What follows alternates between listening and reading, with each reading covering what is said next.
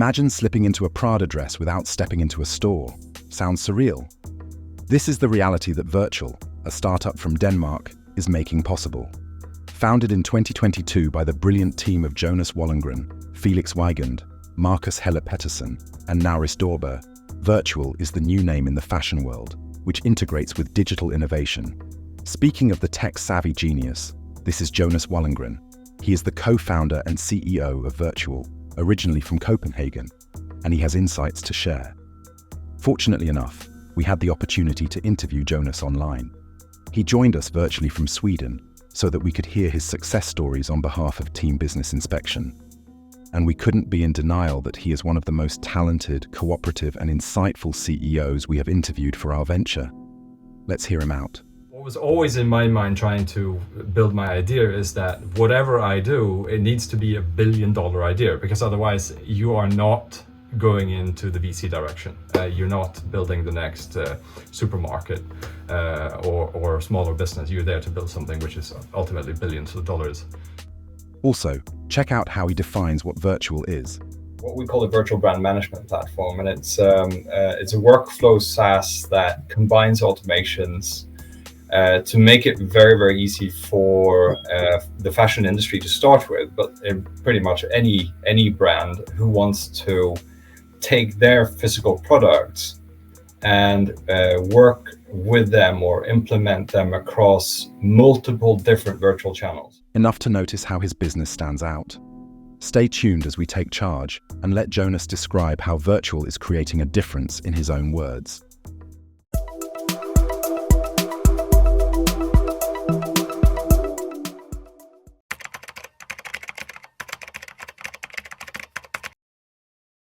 Now that you have an idea about what Virtual is, let's see how it works before talking further.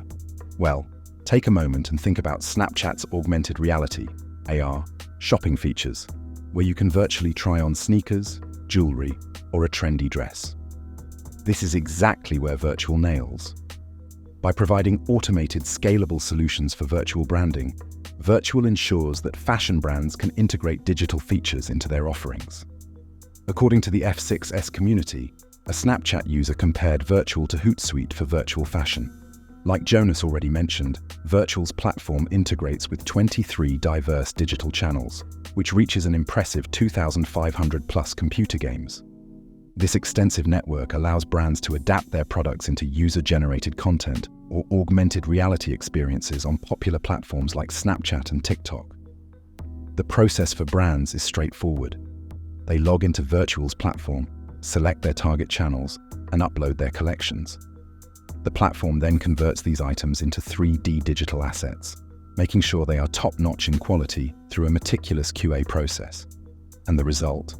High-quality virtual products ready to engage consumers across multiple digital touchpoints. Jonas Wallengren is the co-founder and CEO of the 3D omnichannel at Virtual Pro. If you check his LinkedIn profile, you will realize he has years of remarkable work experience. Before that, he graduated from Malmö University in Sweden, and afterward he got an executive certificate from MIT Sloan School of Management in Massachusetts. He started working as a business strategist at a Swedish energy company in 2001. It is followed that he himself got into various significant roles for Orange Business Services. And finally, he founded Virtual from March 2022, along with 3 others. Now, as an innovatively diverse founder, he applies himself to build for brands and future customer generations. I've always been innovative, always had the opportunity to say, okay, these are tools and capabilities that are foundational. What can I do with them, develop them a little bit further? My path to innovation sort of started from school, jumping onto something I didn't originally think I would be doing, and then found a real power in driving innovation across infrastructure and computer services. Starting with the fashion industry, he is building the infrastructure that enables them to create digital value, launch and scale brands across 3D channels. His background spans from software and infrastructure architecture to years of building and leading successful teams. On a side note, this genius of a CEO is also a skateboard enthusiast, bassoonist, and a basketball coach. On top of that, he He worked as a lecturer on business transformation, AI, and future of work. A man of several talents and wits for certain. Now we will get on with what Jonas shared with us.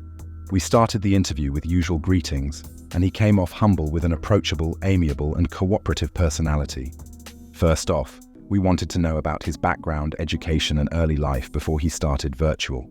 My background is basically from having worked with the large enterprises and working with innovation and customer experience and digital transformation, everything from software development to big technology infrastructure build. And then in my last number of years in the enterprises, I had the opportunity of starting companies on behalf of the big enterprises in multiple different types of industries, across manufacturing to logistics and everything in between.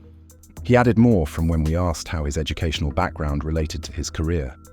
Like many individuals in their teens, they wonder what they're going to be doing in their future.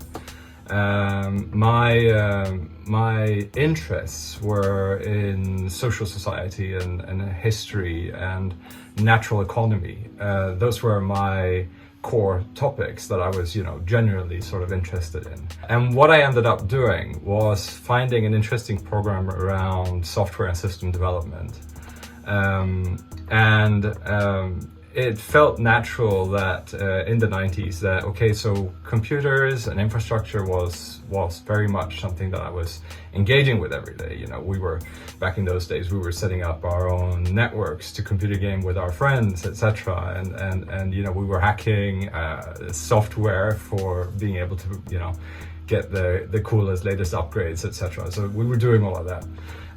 So it felt natural to say that, there's a program available around system development, around IT, no matter what I select to do in the future. It was an interesting choice because after having studied for a couple of years, obviously finding interest in everything that had to do with infrastructure and the innovation around how infrastructure could be applied to better different societal needs, and also to be able to use this infrastructure to develop communication capabilities. I actually ended up getting a job directly after my studies were completed. And maybe my intention would ideally have been to continue my studies even further. Or maybe gone after my social society interests or natural economy interests, for instance. His answer was to the point. Of course, he worked in diverse backgrounds related to innovation, which included learning to hack and develop in his early age. So we moved on to asking how he founded this company. To understand why an entrepreneur becomes an entrepreneur, first of all, it has to do with the drive of the individual. I think there's something common that connects entrepreneurs in terms of, looking at a problem and then not just saying this is a problem, but actually saying that, hey, that's probably something I can do something about. The conclusion that, I started companies for others and it's been successful. I would like to do it for myself. When you put yourself in that position as an entrepreneur, and in my case it was, there's an opportunity at a VC, which is a sort of a zero-day investor. It's called Antler. When you open yourself up to that opportunity that I'm actually going to build something, you start looking at the world from a macro perspective. What's actually going on, and what are the current trends, and what opportunities do those trends unlock.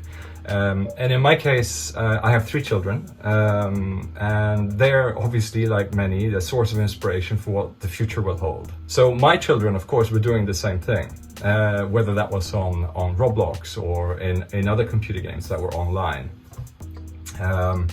Our games, in our days, 90s and 2000s, they were also online, but they weren't naturally social.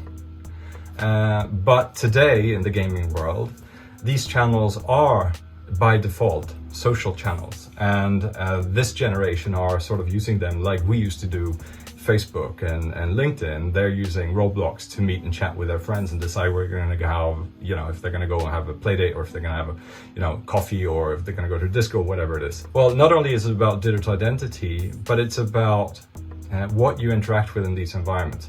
And it became very natural that it's important for this generation to bring things with them into these virtual social environments that they feel connected to and that they feel empowers their identity and where they can connect with friends. So bringing anything from the real world into the virtual environment and keeping that across multiple different channels was something that sparked the idea behind virtual. We understood Jonas always had an entrepreneurial drive by default. Having worked in innovation, infrastructure, and digital transformation, he developed a knack for progressing innovative ideas even further. He thought of bringing something from the real world and kept it across multiple virtual channels, which eventually sparked the idea of virtual. However, he had 3 more founders. Let's hear the story from him. My path into starting my own company started with Antler. And in this particular case, Antler has a very specific way of helping entrepreneurs and potential founders to not only get and generate ideas for what they will be working on, but also to find co-founders that would complete them as a founding team. And this guy called Nauris, he pinged me. He's today my CTO, and we had a very long conversation. I think we spent about 2 hours just talking about how the world would be different with this type of technology, and then connect it to personal identity, but also connect it to the commercial opportunities that were out there for these types of infrastructures. Then how did I meet my second founder? Was that when you put yourself up to walking into a room with entrepreneurs or willing or budding entrepreneurs, there's a specific energy in that room. There's incredibly intelligent people that all want to do a change in some way or another and build sort of a future that is different from most. And when I walked into this room, the energy was there, but I immediately spotted this really tall, blonde guy, happened to be German, in the room. It was very difficult to miss. And I figured that somehow there was this connection directly where I didn't even talk to him. I was like, I'm probably going to work with him. But in order to make that conclusion during the program, I obviously had to work with everyone else. So to at least outrule any opportunities that I might be missing, etc. So in our case, I was working on lots of different ideas, and the program takes you through everything from the tool sets of Agile and how to start a company, and then throughout macro trends of VC, etc. What's investable, how do you build something, but what was always in my mind trying to build my idea is that whatever I do, it needs to be $1 billion idea, because otherwise you are not going into the VC direction. You're not building the next supermarket or smaller business. You're there to build something which is ultimately billions of dollars. Here's Felix, and I already knew I was going to be working with him. So we did something, we tracked out, which it's called in the program, basically saying that, okay, we're actually going to be working on an idea. And it was an awful idea. It was, we were working on something very generic around knowledge management, both of us having sort of consulting backgrounds, etc. We said, okay, let's figure this one out, see if there's something we can do. It was a terrible idea, and we killed it after about 2 days, but we had such a good time working together that we said, hey, we're probably, whatever we do, we're going to, we're gonna be working together somehow. And at the same time, Nauris called me from Norway, and he said, Jonas, I've been working on all these crazy ideas with all these different people, but I can't let go of what we spoke about even before the cohort started. And I was like, hey, that's great. I met this fantastic guy, Felix. You should come together with us. And Nauris said, well, hey, I've also met this other fantastic guy, Markus. You should also meet him. So we were actually 4 founders at that point in time. And we said, okay, let's come around this idea that was to become virtual. And we said, this works. Let's start building on it. And we had this in the program. You go through these investment committees that you sort of test your idea and you start learning how to pitch, and you learn also how you team and you follow track the progress. And we had this thing that in order to validate our idea, we needed to make sure that there was actually market for it, of course. So we were hustling a lot and trying to figure out, how do we understand the fashion industry, because we picked the fashion industry at that point. And we said, okay, can we get hold of them? Can we validate our idea? And we ended up coming in with a new customer for every new IC. So that was very strong traction on what we were building and how we were going about things. And that eventually led us to a point where we were invested as one of the first companies that were, first of all, we didn't need to finalize the final IC investment committee. They wanted to give us the time to actually build, so we jumped on it. And then we were the first cross-cohort company ever, so we were cross geographies. And that eventually became the founding team, and we found a good way of working together over these last couple of years. We know most startups are formed with a group of like-minded individuals who somewhat become founders of equal rights at one point at a time. Hearing how Jonas did not do it through friendship was interesting. To Jonas, being friends or like-minded doesn't guarantee the mutual consensus always being shared among them. They can vary, and they will in fact vary from budget allocation to risk-taking and various challenges and rule implementation. On this, we also asked what they do when the co-founders have differences in opinions. He found this question highly valuable and replied to us in the most positive manner, which included elevated trust levels and straight conversations without beating around the bush. Our story is a little bit different from how most founders meet, right? So most, or at least the most common founder story is, here's my childhood friend, we've known each other for 20 years, we decided we're going to start a company, or we've worked in the same industry for a long time, therefore we know each other and go into. In our case, it was 3 founders, or 4 founders in this case, that had never worked together, did not have any previous personal long-term connection. But we're doing this in a very condensed way. And obviously one of the biggest, I think, hurdles with doing it in that way is that you need to have something which is very core. It's trust. And you need to be working on what I call elevated trust levels. In our case, we needed to trust that Antler, for instance, had done their work properly and vetted the founders that were there, and therefore, because we trusted the process and trusted Antler, we were also able to have this elevated trust level between ourselves. So in the very, very beginning, we had very honest and very straight conversations. Now that we got an idea of the initial stage of Virtual, we were interested to know about his company's regular operations, the kind of services he provides, and what his company is doing for its clients. As Virtual distinguishes itself from other companies in many ways, we had the urge to figure out how different yet unique their working method might be. Jonas seemed highly engaged and walked us through the details, which sounded way better than what we got to know from the website.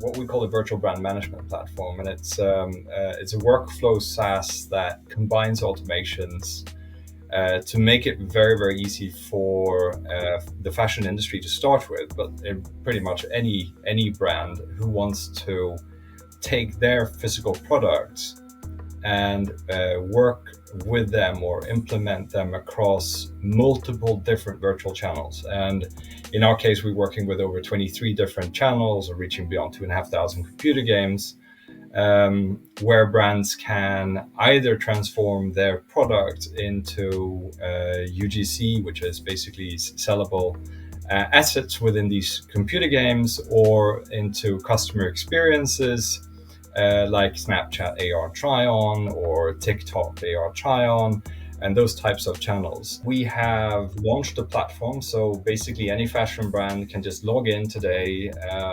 They would select the different channels that they want to create engagement in, be it omni-channel if they wanted to. They would upload their collections to our platform.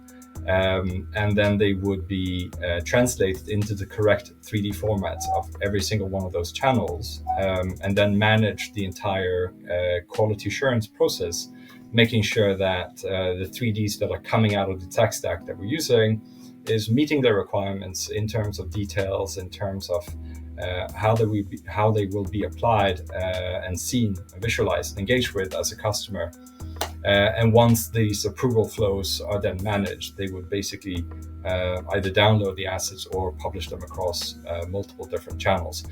So this is where we're providing value to brands that either want to rapidly explore innovative customer engagement in 3D and virtual channels, but don't know where to start or don't have the technology capabilities to deliver over time.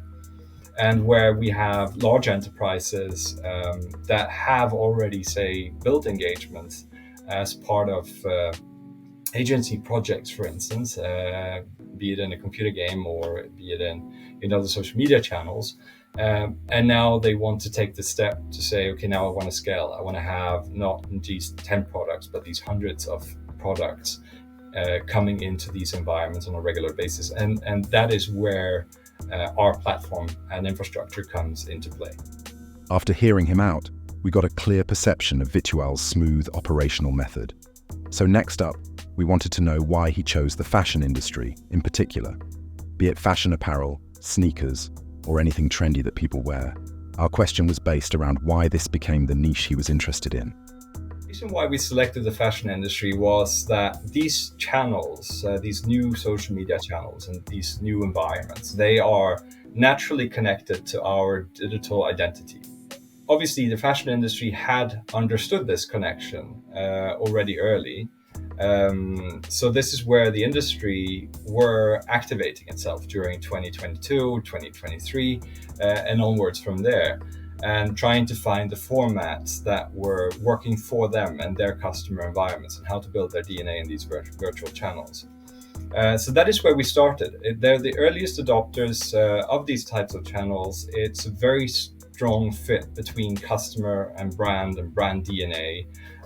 There is a clear opportunity for customer engagement and transforming that into the success for the companies itself, being the fashion brands, of course. So that is where we started. Our technology, however, is agnostic. It could pretty much be everything from that you can imagine that you wanted to put into a virtual environment, for that matter. So, it turns out Jonas had the foresight required to understand how the fashion industry is not limited to stores or conventional advertisement bindings. He grabbed the opportunity of reaching where customers stay active for a significant number of hours so that there's no dearth of customer engagement. He made sure the technology of his company was far-reaching and ubiquitous. After that, we asked him to hypothetically think of us as his client.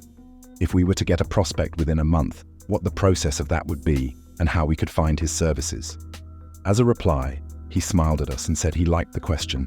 Then he precisely went on like, well, it's a good question. So as an early stage company, you want to learn with your clients. And that is what we've been doing for the last year and a half, is learning with the industry of how they wanted to use these environments, where the main pain points, and how can we resolve that through automation and infrastructure. So the way that we have been selling to the industry is through founder-led direct sales. It's having conversations with the industry that is, either suffering the pain or seeing the pain being there in the near future. So that is how it is that we've been conducting our business to build the public version of the platform that we've had now, starting from prototype and then eventually then just having launched the public version of our platform. It's about selling through partners who are actively working with the brands in these channels, providing them with an infrastructure so as an agency, I can become more efficient in the way that I'm working with my client, and therefore facilitating both sides of the ecosystem that is working, on a day-to-day native basis within virtual environments. So that is how it is that we're going to market. That basically means that we're working, obviously, since quite some time with agency partners that are using our platform today, and developing further for them and with them for the workflows that they require to go and be effective in these different markets. So that's how we're doing it right now. Having known his answer, one thing became crystal clear. We could have been certain that he emphasizes on learning with the customers. And we all know being connected to customers is the best possible way to market anything, as long as it's relevant to the target group. Next, we moved on to talk about workshop training from his website. Suppose we were going to take Virtual service the next day to launch one of our sneakers from our brand or e-commerce. And we wanted Virtual to integrate AR or VR to showcase the sneakers to our targets. Regarding augmented reality in fashion, here's something you should know. According to Statista, the number of AR and VR users worldwide is forecasted to reach 3.5 billion by 2028. The trend stands out, as AR is expected to be worth $38 billion by 2028. Going back to the question, let's assume his website is going to send the team to work on the entire thing.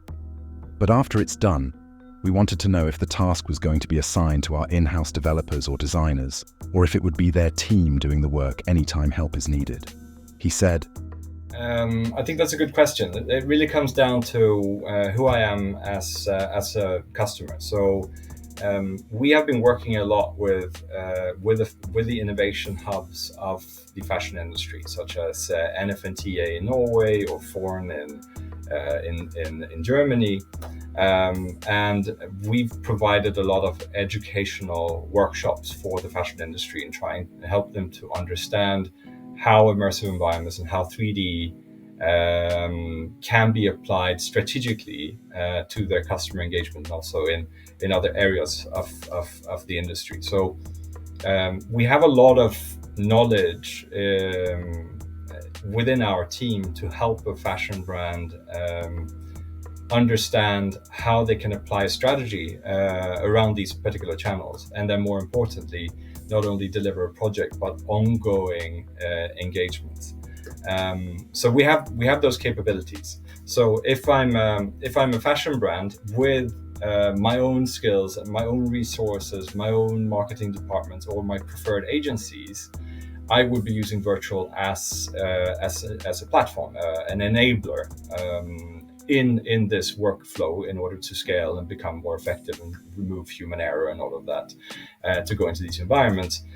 But for brands, for instance, who are keenly interested in going into these environments, but do not necessarily have the skills themselves, or want to engage a fresh perspective on how this customer engagement can work, then we work together with that brand and help them through the strategy to implementation of those customer engagement strategies going forward. His reply hinted to us about how his team applied their expertise in those educational workshops.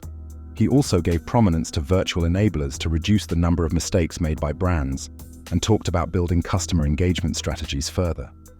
This insight got us interested to talk about the scalability of his business. Now let's get back to him on this. So when it comes to scalability, we are a SaaS provider. So it's about the infrastructure that we have available, which makes it inherently scalable. There's about 260,000 fashion brands in North America and Europe alone, which gives this market a very big, let's say, customer base just going into these different channels. So large fashion houses, for instance, they produce over 360 collections a year. And if they want to take 5 to 10 crown pieces of those collections and create customer engagement in these virtual environments, and maybe use up to 4 to 5 different channels to create those customer engagement, we're talking about over 18,000 3D assets that needs to be produced, managed, tracked, and published into these environments. And it's this type of size that we are building for in order to manage throughout the workflow process of having that delivered. The figures he mentioned sufficed and broadened our perspective about the market size and 3D assets. So, we proceeded to know where they operate from. We already learned from Virtual's LinkedIn that they have 3 office spaces in 3 different European countries. The first one is in Copenhagen, which was ranked as the best city for startups in 2023. The rest of the 2 are in Milan, Italy, and Riga, Latvia. We also looked forward to knowing how their work culture is. Take a look at how he gave us a glimpse of that. Indeed, we are a Danish startup. We have an SRL in Italy as well, because we work very closely with the Italian market, and we do our tech development in Latvia, where our CTO resides. So this gives us the best situation where we are close to the fashion industry. We are close to where technology skills are available and accessible for startups, for instance. If you look at our work culture, we are basically results first oriented. That means that we see work as not a place, but as an activity. We do have office space both in Latvia and Italy and in Denmark, Copenhagen, where we meet on a regular basis as teams. But we want a workplace to be a place where you want to go because it provides value. When we have long days of remote meetings or a lot of materials to do research on, or need nice and quiet to develop either code or 3D product, whatever our activities are, we have the opportunity of doing that where it fits me as an individual best at that particular point in time. And this very much drives the culture within Virtual. We want to have freedom to create and to be curious and actually look beyond what I'm currently doing also into the future of what will be coming next. And that requires both inspiration, and it requires networking, and it requires the tools to be able to access that in a good way. And that is defining for how it is that we work. We were pleased to know Jonas has a healthy and transparent work culture where they collaborate with an intent to solve work issues. They also prioritize the freedom to create and foresee what's yet to come in the near future. When asked how they celebrate successes with the team, this is what Jonas delightfully shared.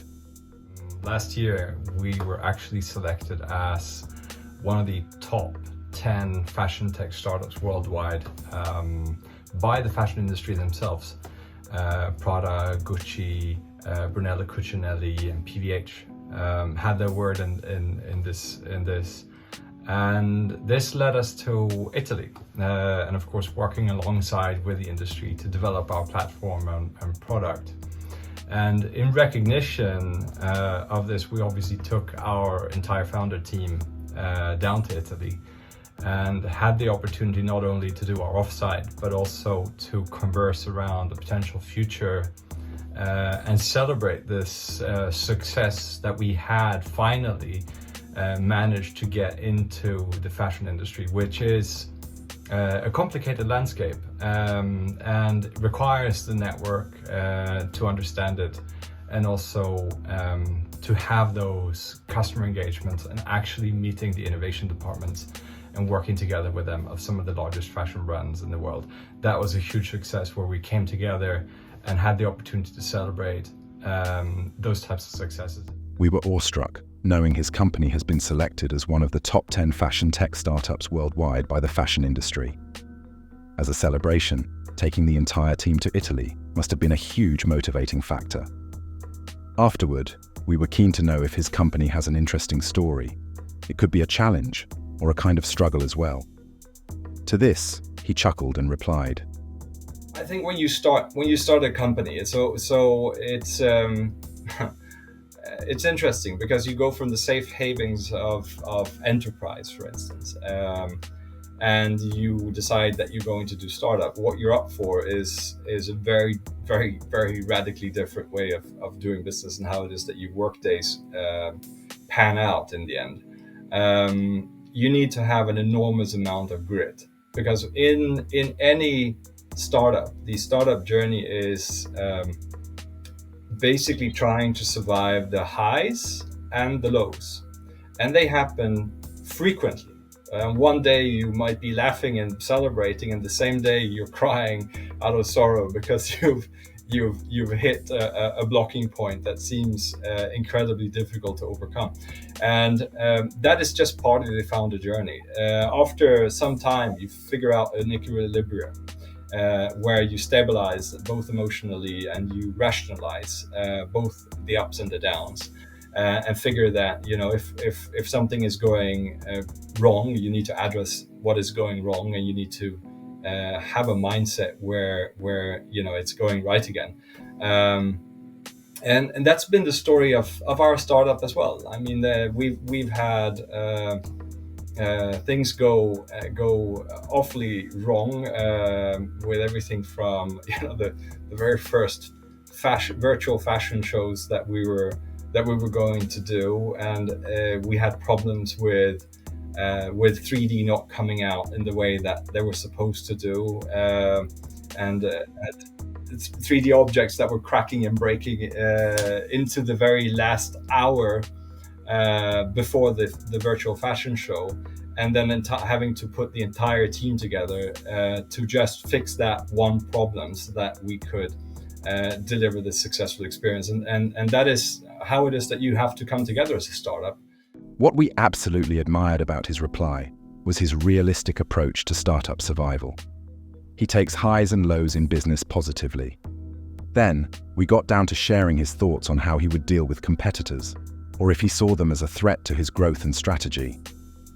I think we have a different approach from the majority of the industry, but that being said, as soon as you find a lucrative and interesting space with a relevant problem, there will be a lot of startups that are building for it, and this is also the case in our part of the industry.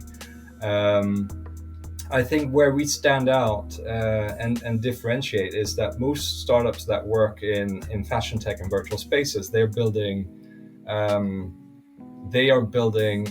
you know, the next cool AR filter, or the next cool computer game or customer environment, immersive environment for the brands. There's a lot of activity going in there. Or I'm focusing incredibly much on automating a small part of 3D by optimizing a file, for instance. And these are the I think the most common areas, and where we differentiate is that we're focusing a lot on the infrastructure of workflow, and we're always asking ourselves, how can brands grow in these channels in the most effortless way possible in order to make that scalable? And that is sort of our North Star that puts us aside from the competition out there. Now, it was the moment of truth. We asked him a question of where he wants to see his company after 5 years. His reply reflected a concrete plan for practical growth in the 3D world.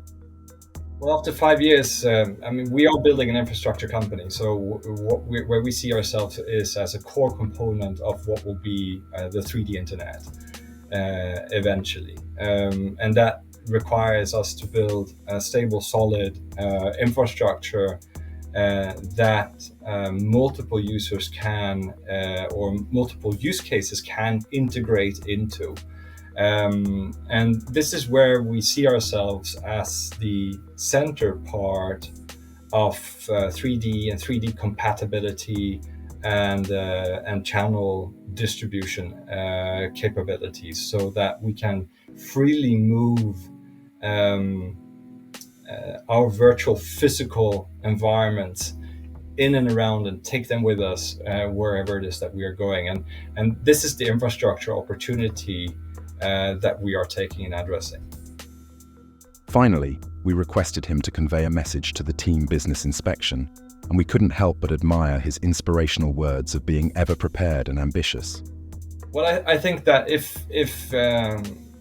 you have an entrepreneurial ambition, I think you will know when you have that. And I believe that there's many different ways of starting a company, and one can try multiple different ways of doing that, whether they are in accelerators or if they're with a friend in a basement, or together with a client where you as a person might say, hey, I see a problem, should we co-create something with this prospective clients? There are multiple ways of starting a business and getting to an idea if you don't have one. But one thing is certain, that you need to prepare yourself for a very, very tough journey. There's very few things that are harder than to build companies, and then think about how it is that you grow them and scale them. And every single stage has its own frustrations and complexities. And that means you need to not only be prepared yourself, you need to prepare your family and your support network, and make sure that you have a village with you that will support you throughout this journey, because it's not something which is easy. It's hard. You need support. You need all the mental rest that you require, in order to pursue this opportunity. So, be prepared for that. Prepare your village, and make sure that you're ready to go into entrepreneurship with that in mind. Wrapping up, the interview with Jonas Wallengren from Virtuall was more insightful than anticipated. For Business Inspection, the interview session has been a major milestone full of business insights, know-hows, and practical implications. And of course, we're grateful to Jonas for his incredible support, amiability, and time. And we were blown away by his eloquence and conversation skills. Way to go, Jonas. Thanks for sticking with us till the end. Now, did you enjoy the interview we held? If yes, leave your feedback and suggest whom we should reach out to for shedding light in their business stories. Until next time,